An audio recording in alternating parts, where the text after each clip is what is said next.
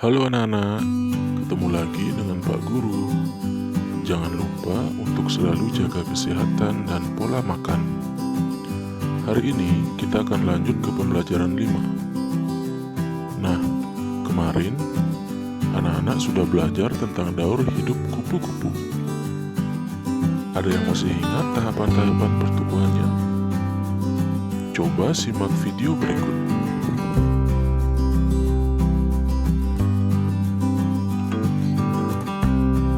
Berikut ini tahap-tahap metamorfosis kupu-kupu. Tahap pertama, telur. Telur kupu-kupu sangatlah kecil. Beberapa berbentuk bulat dan ada yang berbentuk oval. Bentuk telur tergantung spesies kupu-kupunya. Telur-telur tersebut biasanya diletakkan di daun tanaman, jadi memang sulit untuk menemukannya. Akan tetapi, tidak semua kupu-kupu bertelur di atas daunnya. Ada juga yang bertelur di bawah daunnya, di bunga, bahkan di batang daun. Spesies kupu-kupu yang berbeda juga bertelur pada musim yang berbeda, baik itu pada musim semi, musim panas, ataupun musim gugur. Namun, semuanya bertelur dengan jumlah yang sangat banyak, agar seandainya ada yang tidak bertahan, masih ada yang bertahan. Tergantung spesiesnya, ada telur yang menetas dalam hanya beberapa minggu, tetapi ada juga yang menetas ketika cuacanya cukup hangat. Tahap kedua, ulat atau larva. Ketika telurnya menetas, seekor ulat pun keluar. Biasanya ulat tidak hidup untuk waktu yang lama dan hanya makan. Karena telur kupu-kupu berada di atas daun tanaman, maka ulat yang sudah menetas akan makan daun tersebut. Daun sangat penting bagi ulat, karena mereka tidak akan makan semua tipe daun. Ukuran ulat sangat kecil, maka mereka tidak dapat pergi ke tanaman lain. Akan tetapi, semakin banyak ia makan, semakin besar badannya. Pada umumnya, ulat dewasa 100 kali lebih besar dari telurnya. Ulat harus terus makan agar mereka dapat tumbuh dengan cepat. Semakin banyak mereka makan, semakin besar mereka akan bertumbuh. Kulit mereka tidak meregang atau tumbuh. Jadi, kulit lama mereka akan mengelupas beberapa kali selama ia tumbuh. Nah, fase pengelupasan ini terjadi selama 4 atau 5 kali. Karena semakin besar ulat bertumbuh, maka semakin sempit pula kulitnya. Tahap ketiga, kepompong atau pupa.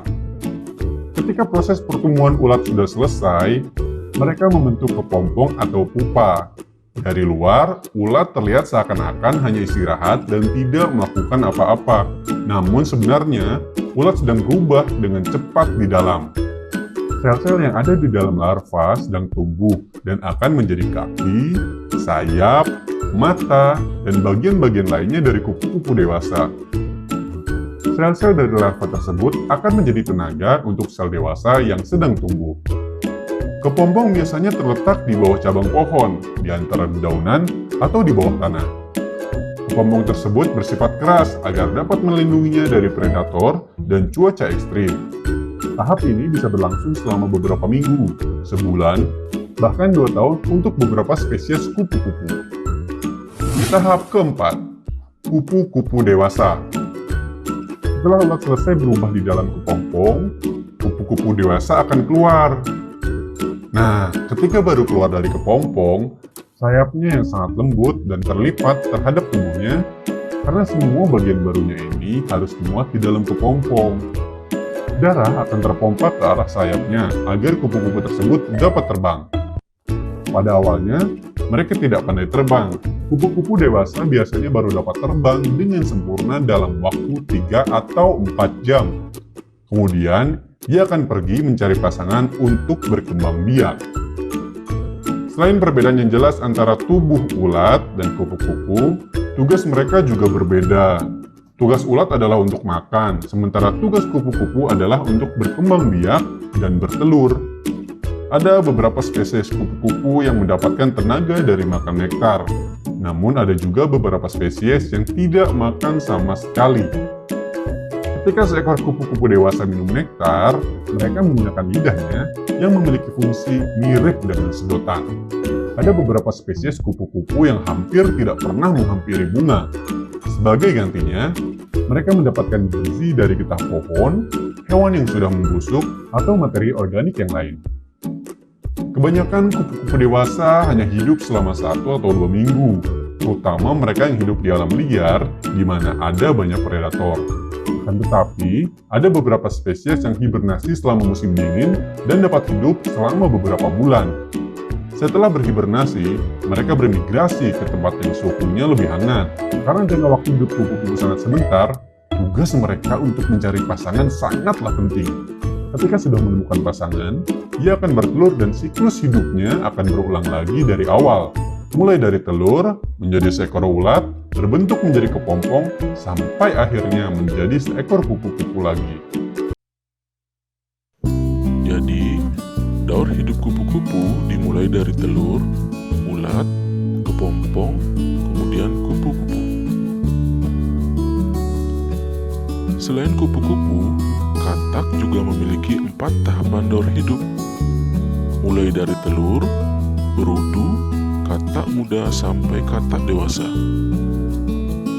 Katak mengalami perubahan bentuk yang sangat berbeda. Daur hidup katak dimulai dari telur. Telur berubah menjadi berudu. Berudu berubah menjadi katak muda yang memiliki ekor. Katak muda berkembang menjadi katak dewasa. Coba simak video berikut. Tahap pertama, metamorfosis katak adalah bertelur.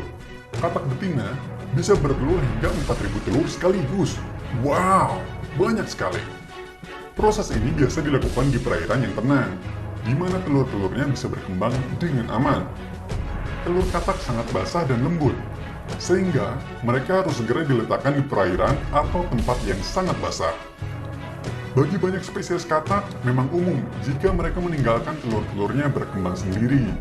Namun, untuk beberapa spesies lainnya, para orang tua katak menetap dengan telur-telurnya untuk merawat mereka selagi mereka berkembang.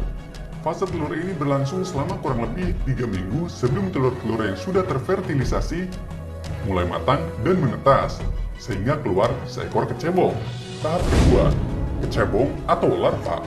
Kecebong atau larva memiliki insang tidak sempurna serta mulut dan ekor yang panjang. Ketika baru menetas selama 1 atau 2 minggu pertama, kecebong tidak bergerak dengan banyak. Mereka makan sisa dari cangkangnya sendiri untuk memenuhi gizi yang sangat dibutuhkan. Setelah gizi yang telah didapatkan dari cangkang sudah cukup, mereka akan cukup kuat untuk berenang dengan sendirinya. Kecebong hidup di dalam air, sehingga mereka memiliki insang untuk bernafas. Namun dalam tahap ini, paru-paru mereka sudah mulai berkembang agar ia nanti dapat bernafas di daratan ketika sudah menjadi katak. Karena banyak kecebong adalah herbivora, pada umumnya mereka akan makan alga dan tumbuh-tumbuhan lainnya. Ketika mereka mulai tumbuh, kaki belakang mereka mulai berkembang. Selama badan mereka mulai memanjang, tentunya keperluan gizi mereka mulai bertambah, sehingga mereka mulai memakan tanam-tanaman dan serangga. Kemudian, kaki depan mereka akan mulai berkembang dan ekor mereka menyusut. Insang mereka tertutupi oleh kulit. Fase kecebong berlangsung selama kurang lebih 5 minggu sebelum ia menjadi katak muda. Tahap ketiga, yaitu katak muda. Karena semua nutrisi disimpan dalam ekor katak sebagai makanan, katak muda tidak perlu makan apapun sampai ekornya benar-benar hilang. Di tahap ini, katak muda lompat ke darat untuk pertama kalinya. Fase ini hanya berlangsung selama 3 minggu sebelum ia menjadi katak dewasa. Tahap keempat, katak dewasa. Pada usia kurang lebih 12 minggu, insang katak akan sepenuhnya terserap ke dalam tubuh. Mereka juga akan mulai makan serangga yang ditemukannya di daratan. Tidak lagi makan tumbuh-tumbuhan di air. Setelah tahap ini, ia akan mengulang siklus hidupnya lagi dari pembiakan. Katak dewasa sangat berbeda dengan katak muda. Tak hanya terlihat dari ukurannya, namun ada beberapa fitur tubuh yang membedakan seekor katak dewasa dan katak muda.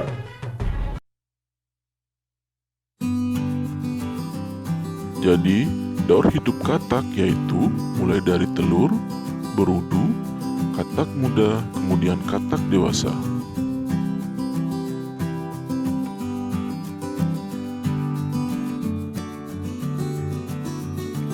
Hari ini, anak-anak sudah belajar tentang pertumbuhan kupu-kupu kupu-kupu dan katak.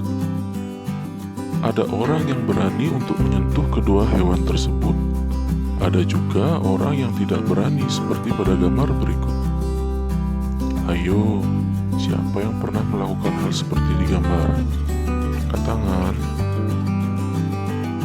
Semua orang memiliki keberanian yang berbeda-beda. Kita harus menghargai perbedaan itu. Kita juga harus membantu teman agar bisa lebih berani.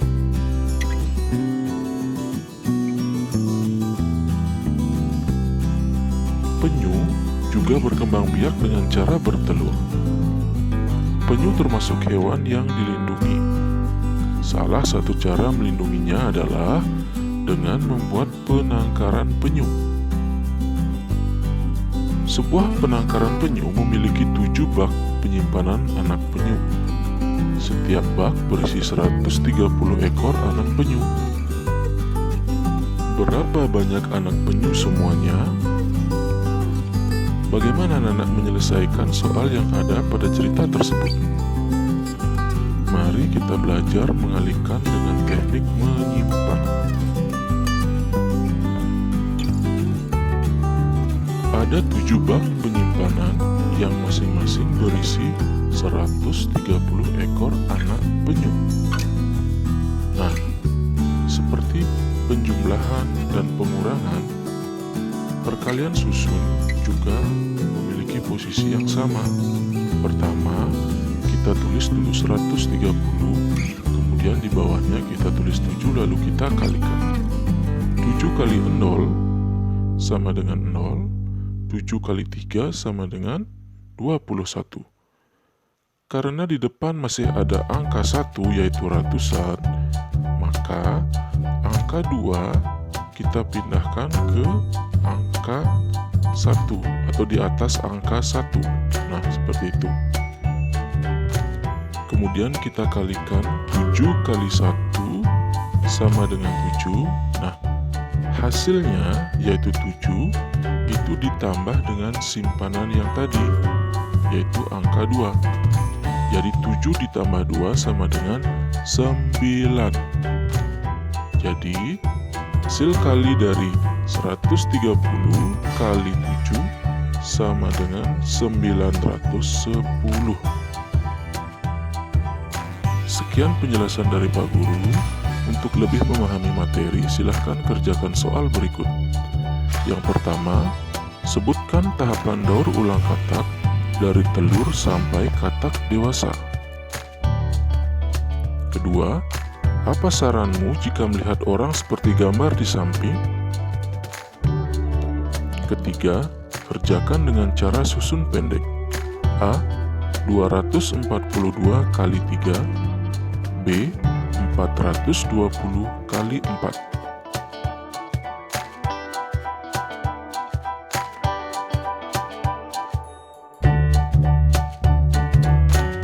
Sekian untuk pembelajaran 5. Kita lanjutkan besok untuk pembelajaran 6. Selamat mengerjakan anak-anak. Sampai ketemu besok. Dadah.